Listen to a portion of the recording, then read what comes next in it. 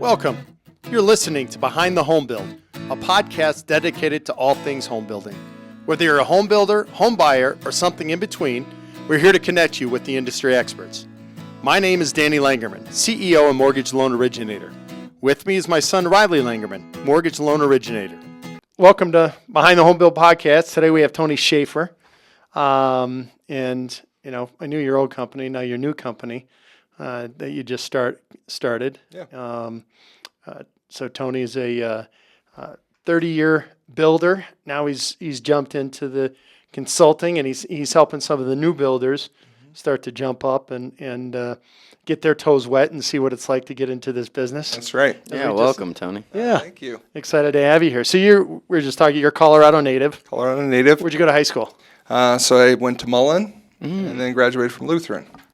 Oh, okay. Very cool. Yeah. That is pretty neat. Not too far from us. No. Not too far from you guys. No. Then where'd you go to college? CU. You did go to CU, so you're a big Buff fan. Buff fan.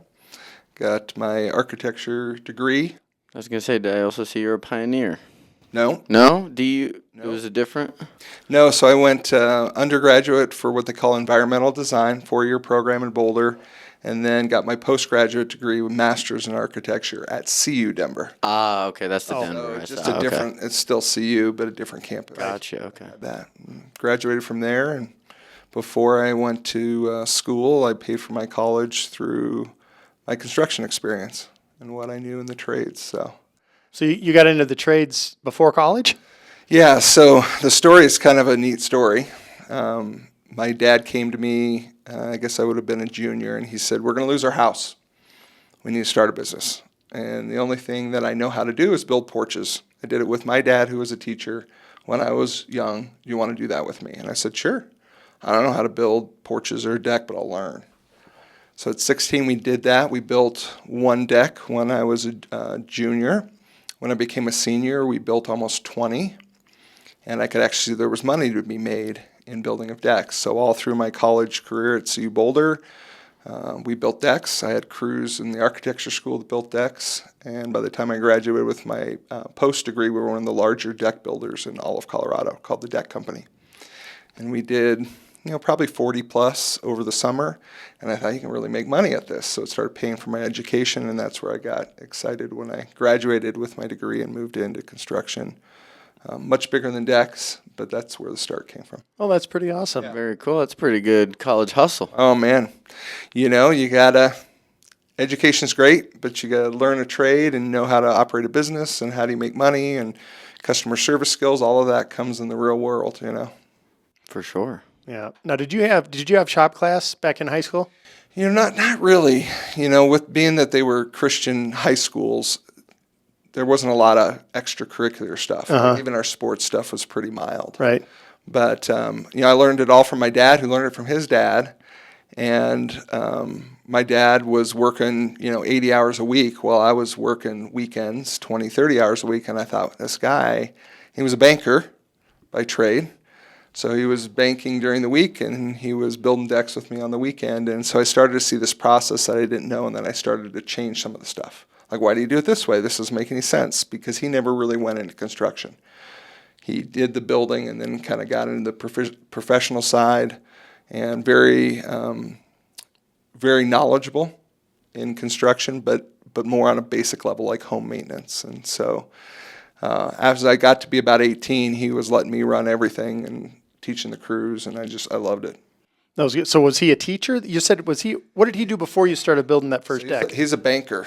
He was a banker, okay. But as a kid, he worked with my grandpa, who was a teacher at DU that you mentioned. So he was a professor at DU, and in the summer he would build porches. They call them porches, front porches, and really have decks, I guess, in the 50s or 60s or wherever he was building.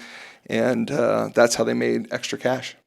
Oh, is that awesome? That's cool. And so did he ever quit his job when you guys started getting so busy and stuff? He didn't, but being kind of an angel investor, the very first, as the deck company rolled, I pretty much ran it 100%. He was an advisor, and he could work. And then when I got my architecture license in 2005, I moved out and started a business with him and my sister-in-law, and we did homes. So he was kind of an angel investor, knew a little bit about construction, but stayed in it from that aspect as we were building. So he I always like to have, he has some funny stories, but he was very frugal. So, for example, he would have these saw blades, and they look like saw blades from the 1800s. And I'm like, why are we? And they wouldn't cut a board, and the wood would burn. And he's like, well, saw blades are expensive. And so for about the first year, I'm like, well, saw blades back then were $40 a blade. And I'm like, we're building this deck. We can afford a new blade. The second we put a new blade on the saw, and it went through in like half a second, I was like, why didn't you buy new saw blades? Like, well, save $40 or whatever. I'm like, no, but we're more efficient. We can go faster. We can do things. And so he started seeing that I was looking at the efficiency of it as opposed to what a saw blade would cost. Right. And when it's your own backyard one, I could maybe kind of see that. But when you're running a business that's cutting wood, you need saw blades constantly. Right. Right. And so he saw that pretty early on. But he was a really good businessman. He was a financial planner by trade and a private banker. So that's where I learned my customer service skills from. Oh, really? That's pretty neat. That's always fun to be able to do something with your son. Yeah. That's the word on the street. And your dad, right? Yes, exactly. Exactly. Good. Ditto.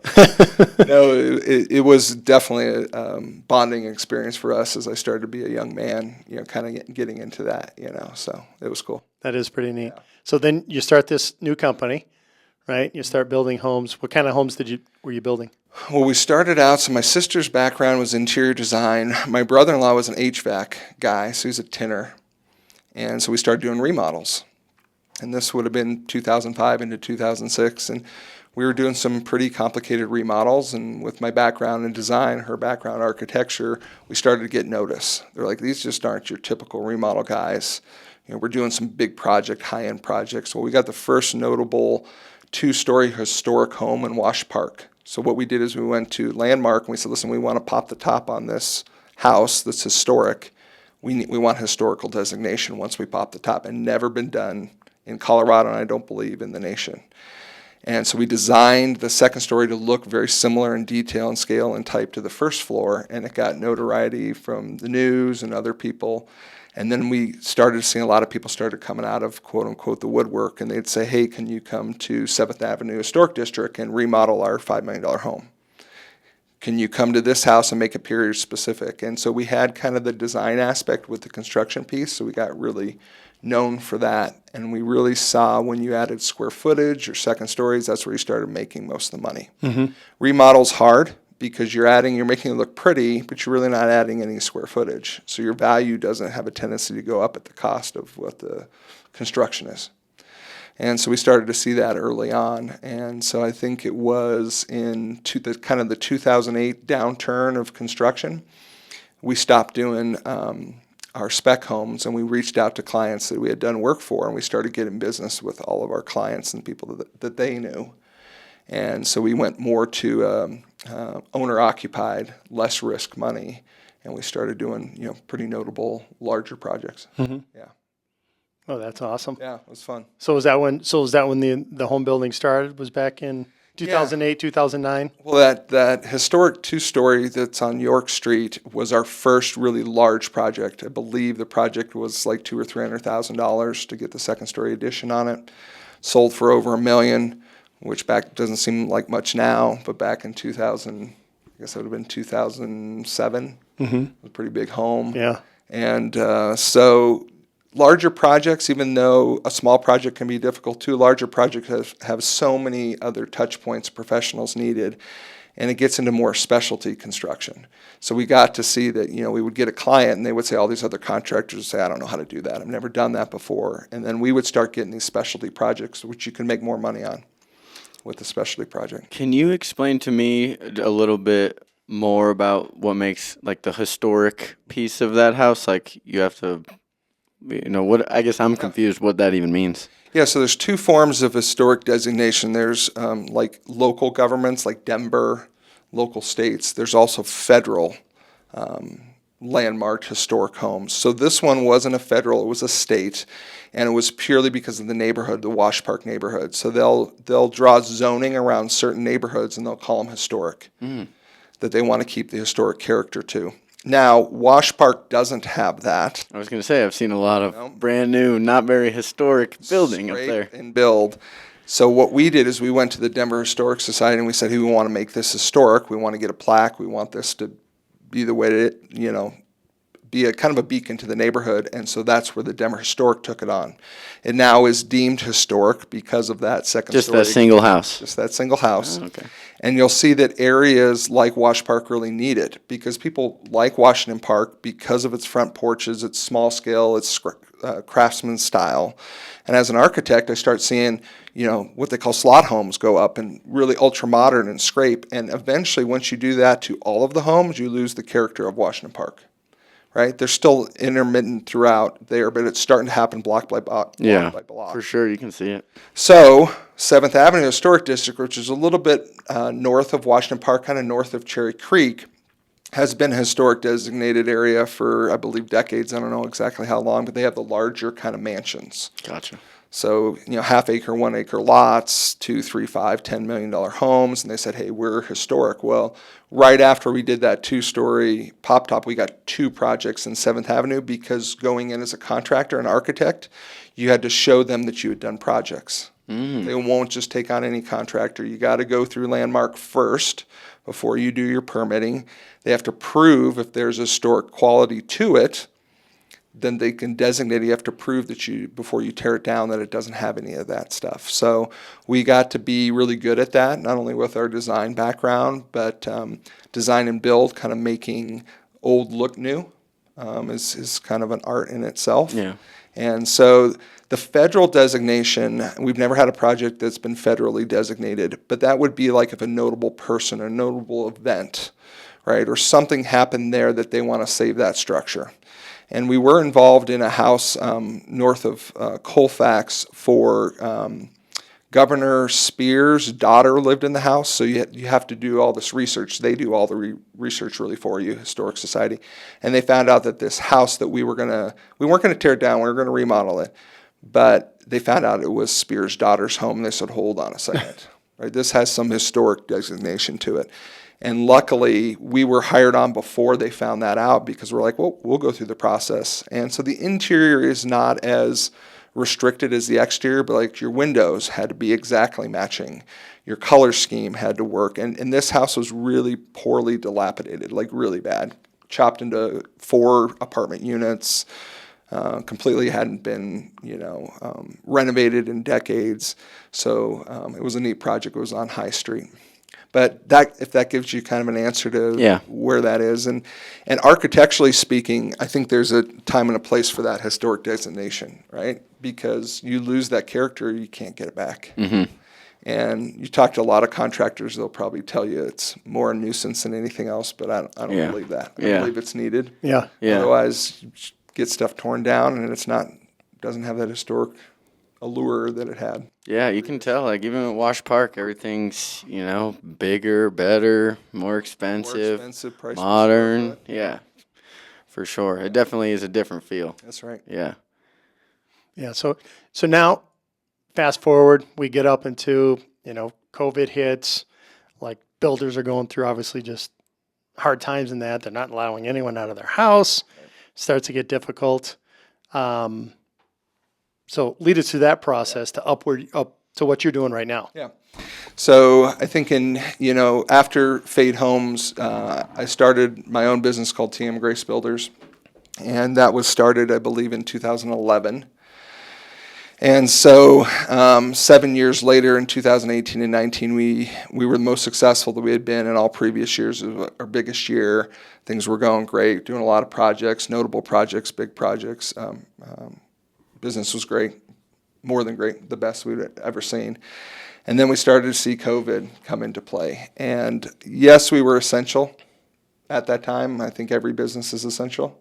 So, I didn't know why that designation I know, we was were there. too. But what you start to see, even though you're essential business, the projects you have on the books during COVID will never stop. No one's going to say, stop my house.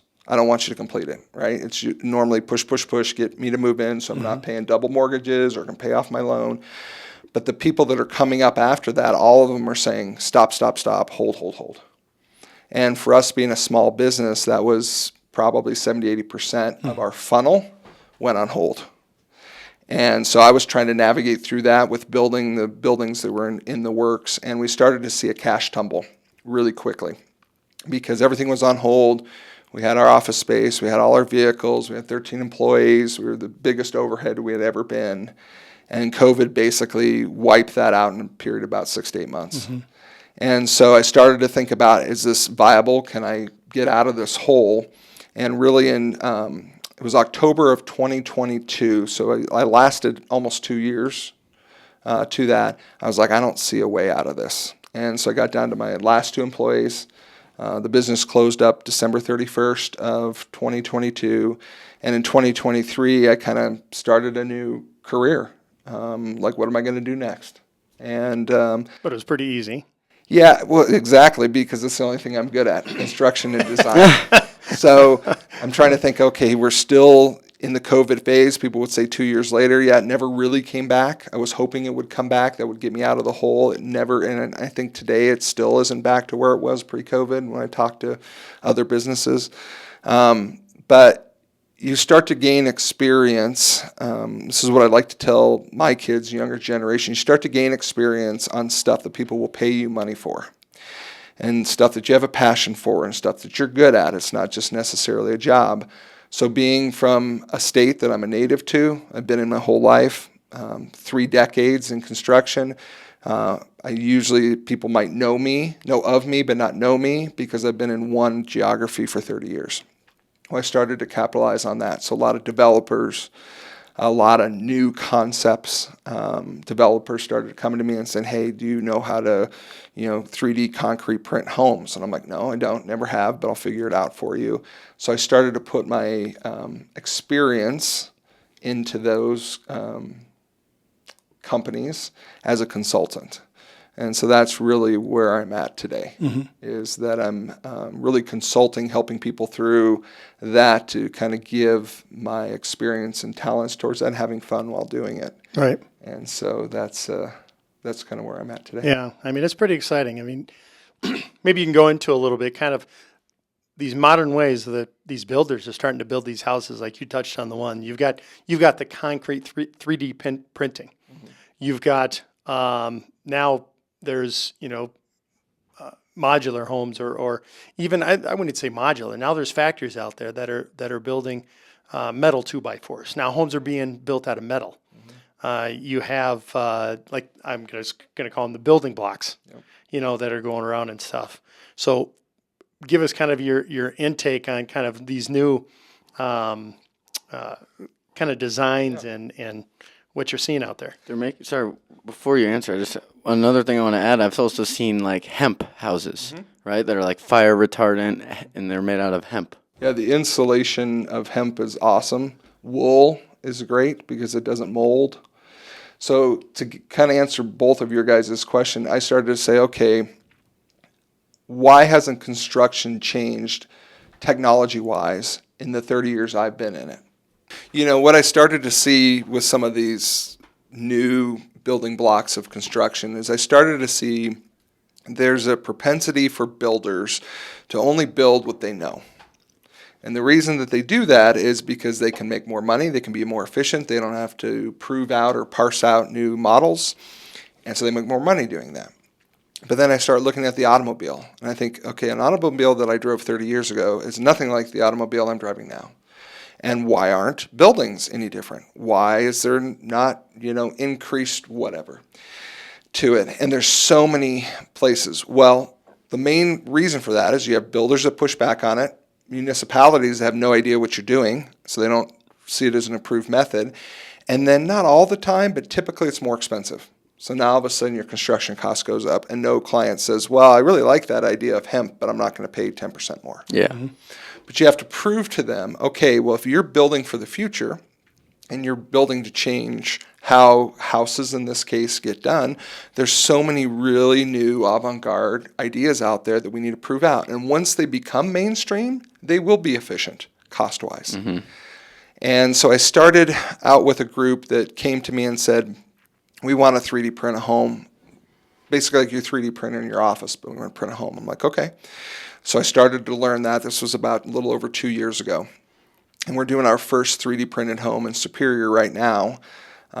which is awesome to watch that process. But energy code, right? That's always been big with changes, but people don't know how to do it better. So it's mostly chemicals. Foam. Everybody loves foamed insulation. It's basically a set of chemicals that reacts with each other in your walls. But yet you have wool, which is a really ancient form, right, of it, that doesn't create mold. It's naturally an antiseptic to bacteria. It's just crazy stuff that you don't think about from building. That if you can get that, hemp is a big one because it's an offshoot. It's a byproduct of what they do, but it has good insulative qualities. It has great fire retardant qualities, right? It's not made with chemicals. It's made with plants. And so you start to look at that and you start to prove that out and say, okay, well, how can we get this home to where we can show other builders that you can make money and what's the cost to do it? Mm-hmm. Because if we can prove that we can do it faster, stronger, and cheaper, everybody will be on board. Mm-hmm. Everybody. But if one of those three is missing out of those three, we're going to get resistance. Right. And that's like today. Like I'm sure other people think about this. I do. But when I see a hurricane or a forest fire, or I see anything on TV and, for example, towns are decimated, and yet they go back and they build. 6 months later, they start building with the same stuff that was decimated. And I'm like, why are you doing this? Right. The answer is they say, well, insurance is going to cover me for it, and it's not a big deal. Well, it is a big deal because you're paying insurance. And now we're starting to see insurance companies in California, Florida, that they're saying, I'm pulling out of there. Done. I'm not going to do it again. Well, now it pushes those people to say, well, why are we building in an area that gets a hurricane every 100 years? Why are we building out of stick timber? Or, I had a forest fire happen in, Superior where this house we're doing. Why are we putting kindling back in place? And so we start to look at that, and there's so much technology out of there, like the stuff you mentioned. Yep. There's, concrete, pre-manufactured housing used to have a bad name in the 70s, right? Double wide construction. It has gotten so efficient and so great, and actually just as strong, if not better, and a heck of a lot cheaper. And so that's a part of this transition and story for me and my corporate walkthrough is I don't know why construction is as expensive as it is. And when I say that, I know the budgets, I know what things cost, but I start to look at it, I'm like, why are we $500 and $600 a square foot? Why can't we build these things so they're less expensive? And the answer is because the production builders have a smaller margin. They do one way, and that's what you get, right? But if you can't afford that, then you don't own a home. Mm-hmm. Well, I have a young daughter. I've got a young son. And I'm like, are they going to be able to afford $1 million home? No. So as a builder, as an architect, I'm like, why can't we design them in the $300 a square foot? What can we do to cut things out? How can we be more efficient? Maybe we don't have all the bells and whistles. Where can we get land deals that are better? Or in Colorado's case, one of the biggest offender is the municipalities. They all have their hand out before you even dig your foundation hole. And the average in Colorado is $96,000 per home, per door. So let's say that you're building just for the permitting? Just permitting, tap fees. I mean, everything that they have their hand out for that they want you to pay them for. They say, you're gonna pay me $100,000. Now that's per front door, so it doesn't have to be a large custom home.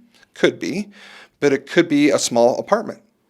It doesn't change. It's the same.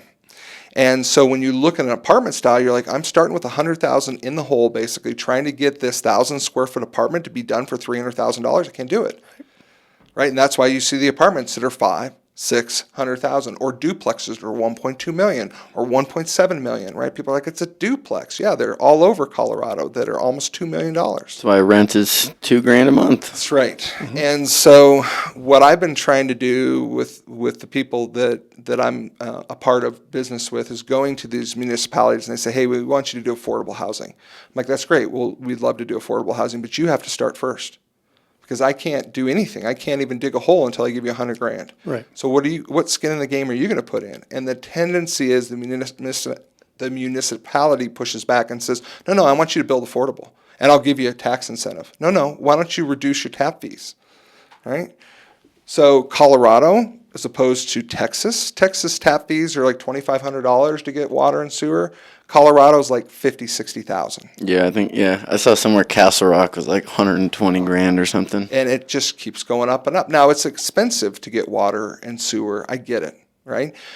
But you have to look at that from a city and say, okay, well, you can't put, they say it's on the builder. It's never on the builder. It's never on us. It's always on the end user. The person who's going to live there is going to pay it. Yep. Because if I'm paying for it as a builder or architect, I wouldn't be around, right? Yeah. You're going to end up paying for it, just like you're going to pay for the insurance, right, when it goes up. So if we can't go back and tell them, hey, I get it, but you need to have these savings so that you have more affordable starter housing or workforce housing or even empty nester housing, right? To where you can still live in a $5 million home if you want. That's great, but here's these options so that your rent isn't $3,600 for a 2-bedroom apartment. So obviously, with all the prices being pretty crazy in the last couple years in general, but what exactly are you like as far as your clients are the home builders, and then when you kind of talk about price per square foot, how I don't know, how much room do you have, I guess, depending on your client's needs, or like you'd mentioned maybe with a house for your kids, how do we lower the price, not putting all the bells and whistles, but is there a lot of versatility in pricing as far as customization goes nowadays? Well, that's one of the issues when it comes to custom homes, right? If you have to buy one bathtub, you're never going to get an option to buy 100 at a discounted price. That's where Lennar comes in. That's where Right. D.R. Hortons come in. Gotcha. Right? So, but if you look at the average cost of any construction project, only about 20% of the cost is its finishes. Now, that's a generalization. Like you can do a boutique $10 million home and it could be half of the cost. But in general, it's about 20%. So when somebody comes to me and says, hey, I want to build this house, I want to do it vanilla shell, I want to do it basic, I'm like, that's great, but you still have foundation, excavation, walls, you have to get to this certain point. The key in Colorado is land. So land is super expensive. But the key to finding affordable land is to find land that has what I call hair on it. It's not like something anybody wants to deal with, so you deal with the problems. And if you can deal with the problems, you can get it at a discounted rate. Colorado isn't good to that, but like places like Utah and Arizona and Wyoming that aren't too far from us are fantastic. So what's an example? What's an example of hair on the land? So, for example, you'll get a developer. There's one in Elizabeth that I'm working now that I believe it's 140 acres, maybe a little less than 140 acres. And the whole plan was to develop it over 5 phases. And this was all pre-COVID, and now it doesn't work like this developer thought. So he wants to get rid of it. And so instead of getting rid of it and selling it, the idea is to go to the developer and say, listen, we'll get through this. We'll phase it out. We'll put in the infrastructure. We'll market it. We'll sell it. And you can get X return for it rather than just handing us the land. But for example, this one in Elizabeth, it's large. It's not a good location. So how do you do that? Well, if you have affordable housing and workforce housing and you want to get, rather than, $1 million an acre, which is pretty standard in Colorado, that you can pick up for $40,000 an acre, $80,000 an acre, $100,000 an acre, you're going to be really good in your price per square foot numbers.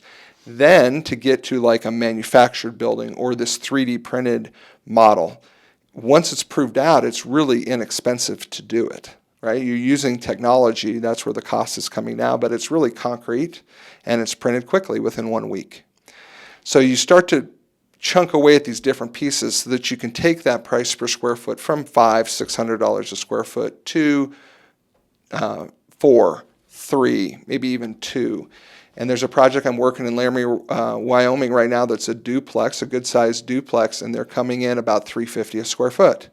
Now, that may sound like a lot, but when you look at Colorado's being $500-$600 a square foot, it's almost half. That you can get somebody into an 1,800 square foot duplex for $380,000. But the land up there in Laramie, breaking that out, it's about $30,000 each side of the duplex. Well, that's a lot different than Colorado. Right. Do you operate in all states or just a few states? Yeah, I think the key when you're trying to figure out a process is you have to look at the geography, and this really comes from my architecture background. A lot of builders will Even the big ones, the billion-dollar companies, they'll put the same product everywhere around the nation, but it's not. There's different geographies, different environmental situations, different expectations, different demographics. So you have to take that process and work through what works for that state or that town or that area. And so for the last 2.5 years, I've been doing more nationwide. And then I think it's actually a worldwide thing, to be honest with you, right? So when I look at my architecture background, like I had mentioned earlier, like we shouldn't be putting stick-built homes in swamps. Like it just doesn't work, right? But a stick-built home might work in, another area like, Missouri, right? So why are we doing the same systems and not taking the geography, the environment, the location, what the people expect, the designs, right? And so when you're tying that all together, not only are you building a product that they want to own and they will pay for, they're used to it, right? They like that certain style, or they like more masonry, or they like front porches. And again, that's my design build background, because you can get to that point, right? You can make the houses smaller, maybe, on the price per square foot, but make them more functional. Because how can you get smaller and more functional? Well, go into any home now and look at it and be like, I would never use that room. Yeah. Or that closet's too big. Or what is this master bedroom doing? I'm not going to put a couch and 2 chairs in here. Well, that's where custom design comes from, because every square foot you can cut out, you can save money. So, and then this is kind of fascinating. I guess I kind of know the answer to this, but I'm going to ask you anyway because I think it's still amazing. Stick-built house, 3,000 square foot here in Colorado, is going to take you roughly how long to build from beginning to end? About 6 to 8 months. 6 to 8 months. Now, if you take that same house and let's do the 3D printing on the cement, how long does that take to build? About a month less. A month less. So I think we can really do it in 4, but I haven't told anybody that yet because I want to prove it out. So we'll keep that quiet. We won't. But here's the key to any contractor, and when you're hiring a contractor, is the reason I was always cost plus is the faster I can build them, the more money I could make. Now, with that being said, it's not faster and less construction quality. It's not like cheaper build and the walls aren't out of square. Like there's a balance always. But there's a lot of builders that will say, well, I got to let the electrician go through their project, and after the electrician does theirs, then I'll, start installation. Okay, well, that's a process that you can't skip. But if you're starting with your tinner and you're working with your plumber and then you're working with your electrician and you give them each a month to do their work, or you say, hey, HVAC technician, I'm going to give you a week on your own, and then I'm going to bring in the plumber right behind him. Hey, Mrs. Plumber, I'm going to bring that. In a week, I'm going to bring the electrician. That's how I always did the work, and then I had to foster through the team aspect because they're all fighting for the same space. But we could literally take the mechanics of a home and save a month in construction time frame for our clients, and when we would go to bid with them, they would say, well, that other builder says it's going to take you 2 years to do it. I'm like, well, it could. It shouldn't, right? But they're also not cost-plus builders. They're fixed-fee dollar builders. There's no incentive for them to build it quickly. With me, if I went through 30 days and I didn't build anything, like I didn't make anything, but yet I may have spent hundreds of hours with me and my team. So the cost-plus keeps you moving quickly. And so when you look at schedules, the beautiful thing about the 3D printing is talk about strength. Right? It's stronger than CMU, which is like cinder block homes that we've been doing for decades. It takes a week to print, and the cost of the material, it's really 7 ingredients, proprietary ingredients, but it's around $2,500. Now let's equate that to stick building. So stick building is normally your highest cost of material in any home. It's usually 10 to 15% of the cost of the home. So if you're doing $1 million home, it's usually $150,000 just for the framing pack. That doesn't include the labor. Right. But if you take a 3D printed home and it's $2,500 instead of $150,000, that's huge. And it's stronger. The other thing is it prints it in a week, where a typical framing crew will require 3 to 4 weeks. It's just a lot of moving parts. Think of it as we were talking about technology. You're getting a assembly of sticks that are 2 foot in length, 6, 8, 10, 12 foot, and you have to cut them all, right? As opposed to manufactured housing that does it all and they come out, or platform building. We get this pile of sticks and we say, build me that mansion. Well, of course, it's going to take a lot of labor and a lot of material and a lot of time. And that is your number one cost. So if we can prove out the framing of that, whether it's 3D printed or something else, we have a tendency to chunk down on that price per square foot pretty heavily. Are there, besides being new, are there any significant downsides to the concrete?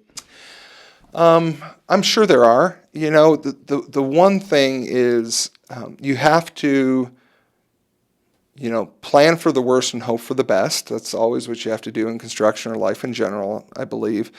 But when you have a municipality that comes in and says, you're going to build a 3D printed home in my community, I have 400 questions for you. As they should. They've never done it, right? It took us 2 years in Superior, a couple months shy of 2 years to get a permit.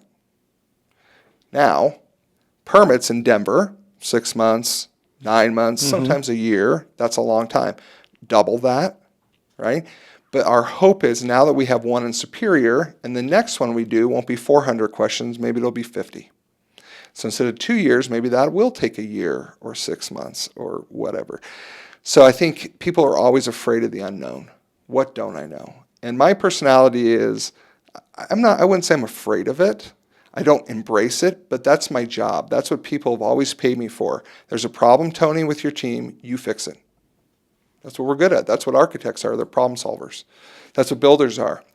And if they're not, they're doing you a disservice being their client. Sorry about that. That's all right. So, when you're going through all of that, what I'm trying to prove is if I can get to a point to prove a product that looks beautiful, people see it looks beautiful, they ask the cost, and then they know the time frame, and then they can see the strength, because up there in Superior, the house that we're replacing was completely decimated by those 1,600-degree fires. Now, concrete, you're going to lose your roof, you're going to lose your windows, you're going to lose your front door, you're not going to lose your walls, you're not going to lose your floors or your foundation. It's insulated from that, right? So the build time should be half, and it should be half the cost. So if we can come in and that's our mainstay for Hawaii or places that have hurricanes, because it is so strong that it can weather, floods, hurricane force winds, and it all depends on the strength of the concrete in this situation to what you put into it. And you can actually get to close to bridge strength, 50,000 PSI concrete, with just admixtures to that. Well, 50,000 PSI, you see bridges. Some of these bridges are amongst the elements for hundreds of years, right? When you have a tornado, do you ever see a bridge that's taken out? Right. I've never seen one. Or a flood, it doesn't Right. really matter to them, right? So if we can do that in the everyday home, and then that helps us save on insurance, and we can go back to insurance and say, hey, okay, you're going to pay, if this house gets in another fire, you'll have to pay half the cost, but you won't have to replace these items because they do not burn, and they aren't affected. Yeah, they make insurance cheaper too. Yeah. Yeah, that's awesome. So now I'm going to go off cadence here a little bit, but so you're obviously, helping out the builders. Will you ever be on the side of a homeowner that needs possibly a GC or something to that effect, to where if they want to build a house, now they got someone who's got all the experience in the world, knows all the others that you can go, all the or the contractors that. Yep. I'm doing that right now. It's the technical term is owner's agent. It's usually on more complex projects, right? They don't know what they don't know, so they bring you on, and then I am only for the owner. I'm not for the GC or the vendors, but I know what they go through, and I know what the costs are, so I can go back to the owner and say, okay, this is what I know, and this is what we should get another bid on. So yes, and I'm a relationship guy. Me and you've had a relationship, business relationship for a while. Quite a while. And I think our referral came from another relationship. So I just find out that when you have those relationships, I was never one to say, no, I wouldn't do that, right? If I can give you that time and it works within your budget to do that, I'd be happy to do that. Because I think construction is complex, even after 30 years. Like people say, does anything ever come up that you don't know anything about? I'm like, yeah, sure. But I also know who to call. Right? If I don't know it, I'm not going to tell you. I know it. I'm going to find somebody, a professional Who does know who's done it, and then I'm going to work through that. Right? But having that in your back pocket when something does come up is huge. As opposed to an owner that says, "I would never build a custom home." Everybody says that's awful. Honestly, it's not awful when it's done right. It's actually pretty special because there's no other home built exactly for you. And so I got a lot of peace in that with my homeowners, right? To where they would plug in their cell phones, to how their family would live.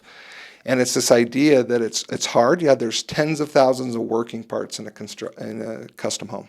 And decision making, it's in the thousands. I don't know the numbers. There's a lot of reports out there. But when you're not making it on your own, you're working with me and saying, okay, that price is high. That won't work. That guy doesn't want to do the work because his number's too high or that schedule's too high. Then they walk through it. Then they always know that they can rely on what I know. And if I don't know something, I'll find somebody who does and go off of that experience through relationship. So taking all the experiences, I'm surprised you didn't ask this. Go get them, Dad. All right, I will. So taking the journey that you've had, the experience that you've had within the home building industry, obviously you've done it from, from decks all the way to remodeling to nice houses and everything. If you can go back, you got someone like Riley's age, who's 25 years old, and he's just starting out on what he's doing. So at this age, you were just getting into the house building. Mm-hmm. You were just starting that. What are you going to tell your 25-year-old self, like, okay, here's what you need to know? Well, there's a lot of learning in front of you, right? I'm a firm believer, I've said this before, I'm a firm believer in education, like that you can kind of inform yourself, but you don't really know what you don't know. So the more you get that education through people that have that education or have that drive, the better you are. Because at 25, you know it, and not at 49. What I would tell myself at 25, and this may be a little cheesy, but I love what I do. I made the right choice when I was young. And the story that goes behind that is I had a high school counselor say, all your stuff says you should be a structural engineer. You should go into engineering. So I applied to Colorado School of Mines. I needed a 26 on the ACT. I got a 24. Took the ACT again. I got a 24. I studied. Took the ACT again. I got a 24. I studied every night. Took the ACT and got a 24. I never got into Colorado School of Mines. That's where I went to CU Boulder, and that's where I found architecture. And when I found that, at that time, I really didn't know what I was made for. What was the passion? What was I good at? But I started in architecture, and I loved it. And everybody said, you can't make money in architecture. Now, honestly, I've made more money as a contractor than I ever has as an architect. But architect, I have 7 years of education, 3 years of an internship, and 1 year of a test to get a license. That's what it takes to be an architect. And there's only 3% of all builders in the nation that are true design build, architecture and contractors. So going back, I made the right decision when I was in my 20s, right? Because I was nervous. I went from being a lawyer to being, I started going through all the things that I know now at the age I'm at that I wouldn't be good at, nor would I be happy in. So that's the one thing that I would tell myself at 25. You made the right decision, learn from the people early, right, that you don't know, and keep those people close to you, those relationships. Yeah, that's awesome. I like that. Yeah, very cool. Good advice. Definitely. I'll try and take that to heart. Maybe one last little story here to where I got to that point that's kind of important. So when I was in architecture school, the aquarium was being built in Denver. And one of my projects as an architect was I was to go to a construction site and I was supposed to talk to a foreman. I was supposed to do a report on the project. So I just drove by and I thought, that's huge. That's so complex. An aquarium, I'm never going to get the foreman. I'm never going to get the person that's there. Well, I happened to walk into the job site trailer and the top head honcho was in there. And I said, is there somebody that can take me around the project? I'm a young architecture student. And this guy, I don't know his name. That's the one thing that I never got. He said, I'm the guy. I'm the chief foreman. Come with me. We spent probably 4+ hours of his time crawling around, up and down ladders, into tanks, around. He was teaching me for 4 hours. And after it was an amazing experience. Still gives me the chills to this day. And when I left, I said, well, you're such a busy guy. You spent half your day with me. I said, why'd you do that? And he said, well, if I could change one architect who makes pretty plans on paper but can't build a dang thing, it was worth my 4 hours. And if that guy's still around, I'd love to know that because he changed how I was going to be an architect. Yeah. Right? Into building. You got to make it pretty, but you got to put it on paper. So that's kind of where that background comes from. And just a fun little story about how people call it paying it forward. A lot of people don't take that time to do it, but when I'm 80 and I can't do that, this is the time in my career where I can kind of give forward to the stuff I know. Have you had any people come up to you, any students come up to you looking to write a project and you got to pay it forward? Well, sort of, because a lot of my PMs when I was at TM Grace were out of architecture school. The two that I mentioned the last two were two architects. They were female PMs. They were PMs, meaning project managers. Yep. And got them right out of school. Actually, one was in school. And now they have their own business, and they're doing great. So that is part of that story, too. They became absolutely fantastic project managers, right? And it's not from me. It's just they were put into those situations, and they could ask me questions. So, yeah. And even now, today, where they're not a part of my business, they have their own business, and we're still going through questions. Yeah. Trying to learn that. So. Always learning. Yeah, you got to spend the time. That's the other thing, too, is people say, I'm so busy. As a contractor, you're always busy. If you're not busy, you should be worried. But if you say, I'm so busy, I can't take that hour, or I can't contact that person, misses out. And then our next generation doesn't have that knowledge. So you got to pay it forward.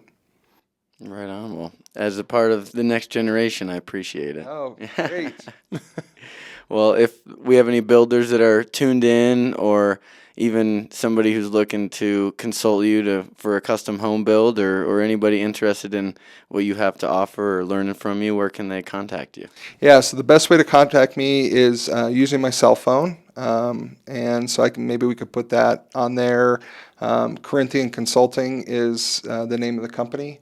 I'd be happy to, entertain any ideas, work with any corporations or individuals, and be happy to help out where I can. What's your cell phone number? 303-819-9870. Perfect. And your email address? Email address is T and then my last name Shafer, SHAFER 9870 @gmail.com.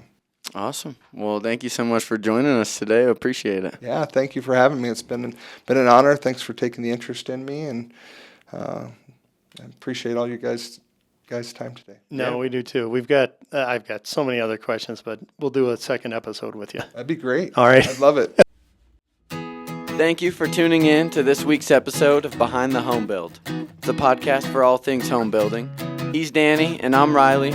And if you're interested in learning more from experts in the home building community, we're on Spotify, YouTube, Apple Podcast, and a few others, all at Behind the Home Build Podcast.